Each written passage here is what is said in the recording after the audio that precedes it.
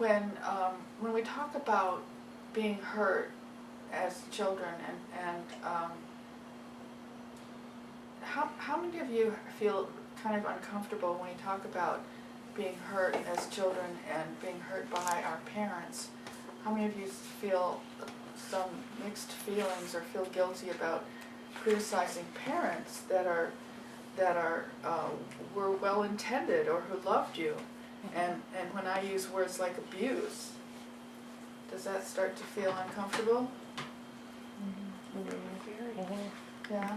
Not as much as it used to, but still a little bit. Yeah. Yeah. Okay. Okay. This is something that I usually talk about earlier, and I want to clarify.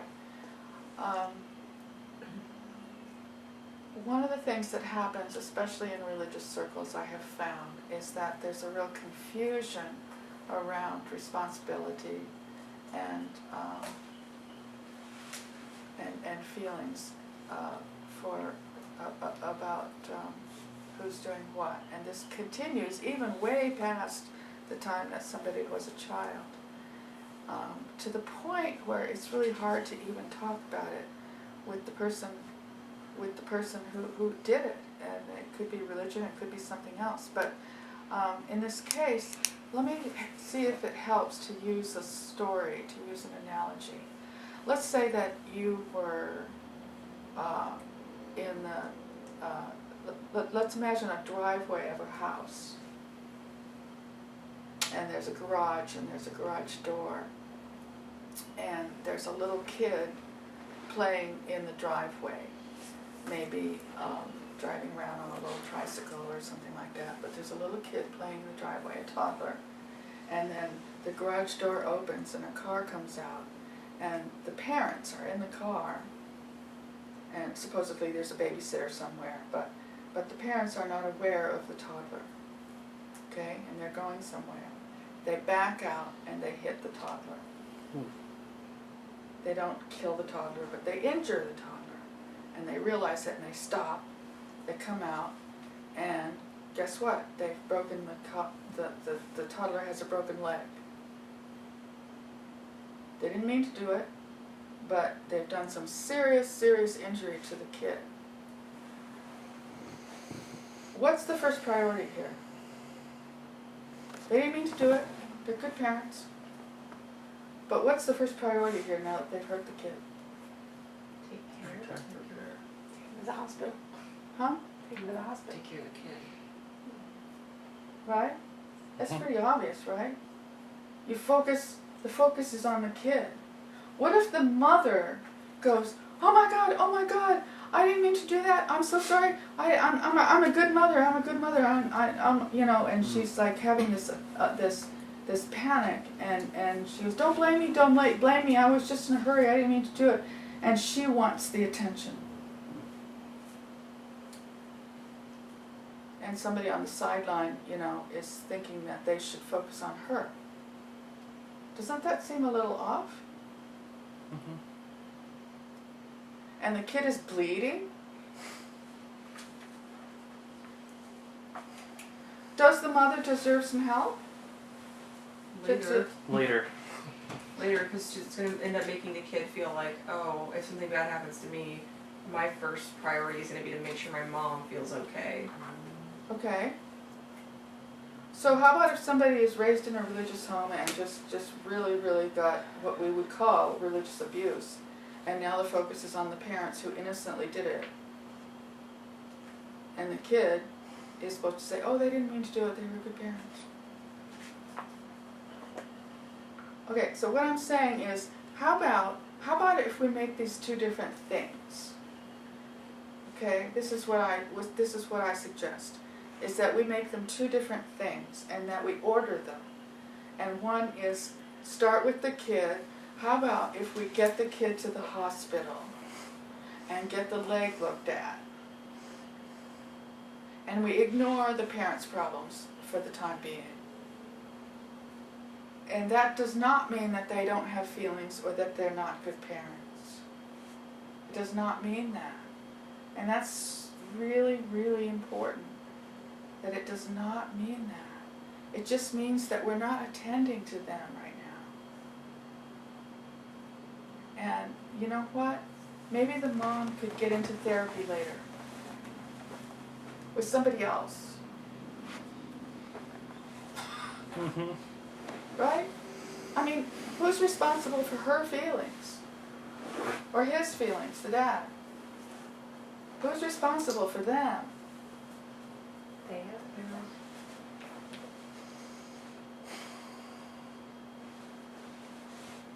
Some of you seem like you're trying to take care of your parents.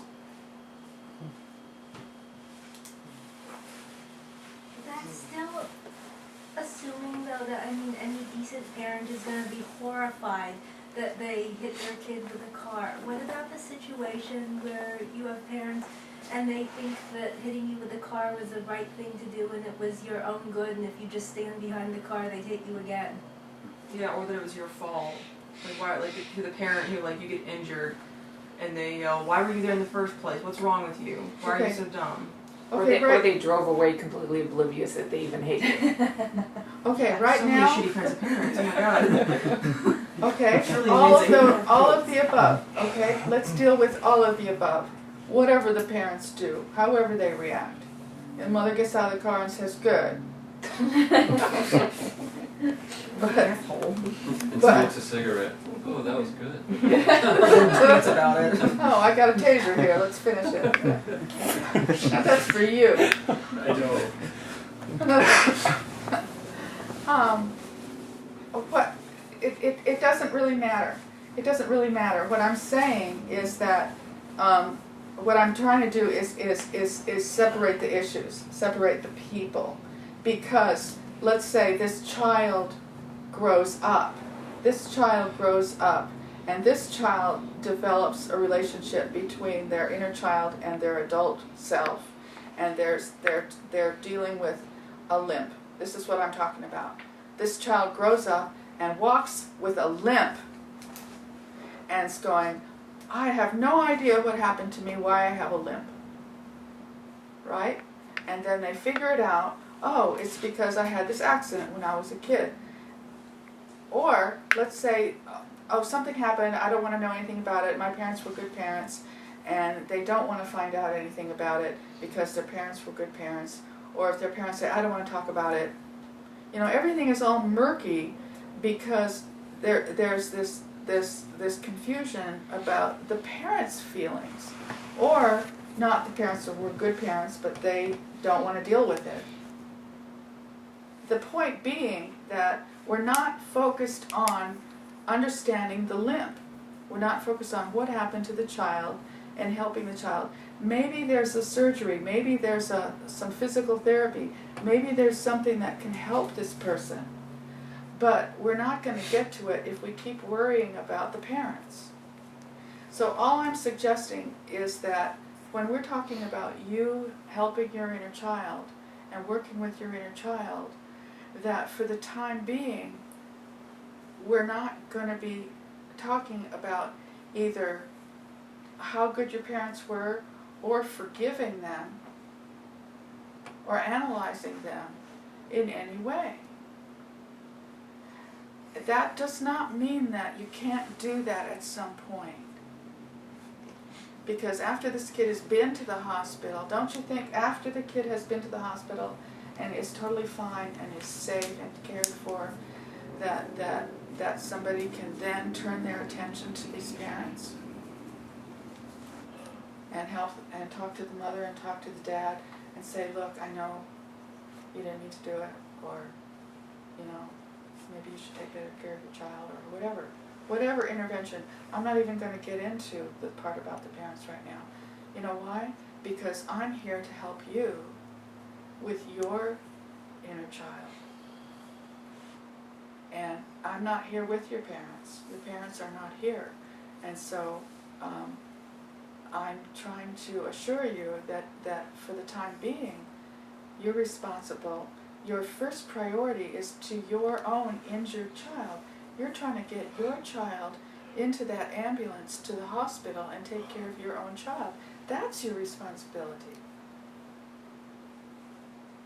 It's not even just your choice or your preference or whatever. It's your responsibility.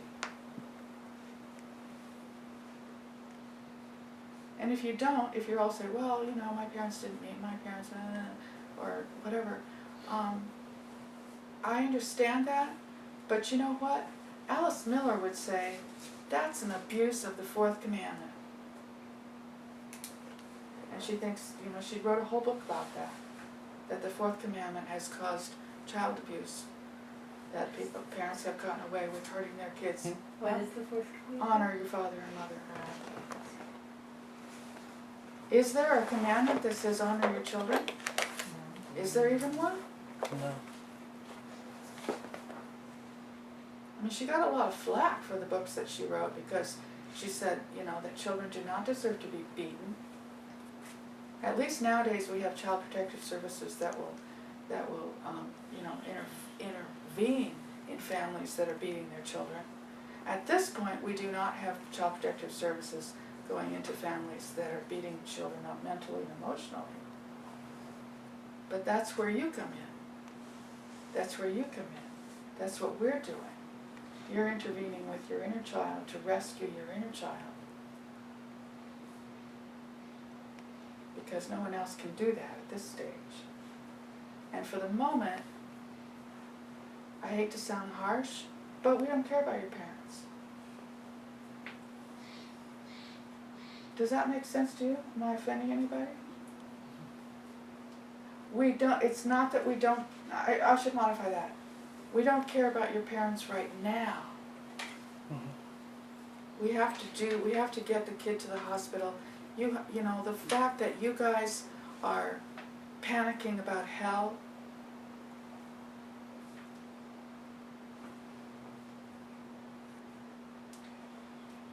that pisses me off. You know, the fact that Jonathan was told about almost every day when he was a little boy. You know, that's not.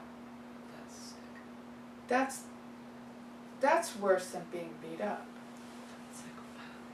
Right? And he's not the only one here that panics. I mean, you panic about going to hell too. Right? The fact that people would panic about about burning, you know, this is, I'm sorry, but it is abuse. And so when I talk about abuse, it's you know, it's like you got run over in the driveway. And I am not saying that your parents were monsters, that your parents beat you up deliberately or were terrible people. I'm not saying that. I'm saying that you were abused by people who didn't know any better. Because you know what? Religion is a disease that's like a virus, an infection that moves on generation to generation to generation. And nobody's asking for it. We're saying, excuse me, I'd like some Ebola. I'd like some of that fundamentalist Ebola, please. Infect me with the fear of hell. You know? And I'd like to pass that on to my small children who have no idea what I'm talking about before their brains are even evolved, so that they can't function. I mean, there are people in this room who've had trouble just functioning, like getting to work or sustaining a relationship. Isn't that worse than having your leg run over? Because you can heal from that. I think I'd rather have a limp than deal with what I've been doing. Yeah, I mean, some of you have attempted suicide, some of you have cut yourselves over and over again. Some of you have called me at times when you've been distraught. I know this because I see the casualties. I'm the one that gets to the driveway many times to get the kid to the hospital, so I know this.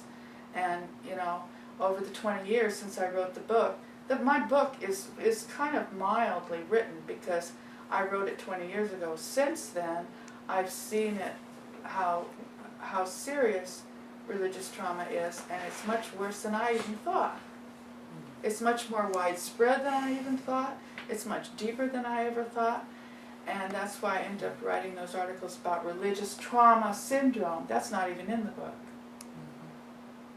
But then I go to a conference in Italy on religion and psychology, and I'm the only one at the whole conference who's talking about religion actually causing harm. I mean, what the fuck? Everybody else is just kind of analyzing the relationship between psychology and religion. I'm going, really? I had to raise my hand a few times at other people's talks, but but you know, we have a long way to go. We have a long way to go. But what I'm saying is that you guys are like the little kid that got run over, and for the moment, you don't need to defend your parents. Your parents, I'm sure, are good people, and they probably did the best well, everybody does the best that they can with what they know. You can't expect people to know what they don't know. Right? So of course they did. They told you were going to go to hell because they wanted you not to go there. Of course. But it's beside the point when you need to get to the hospital. So that's all I'm saying. We can't multitask here. We have to just do one thing at a time. So that's what we're up to right now. Right now we're just rescuing the child.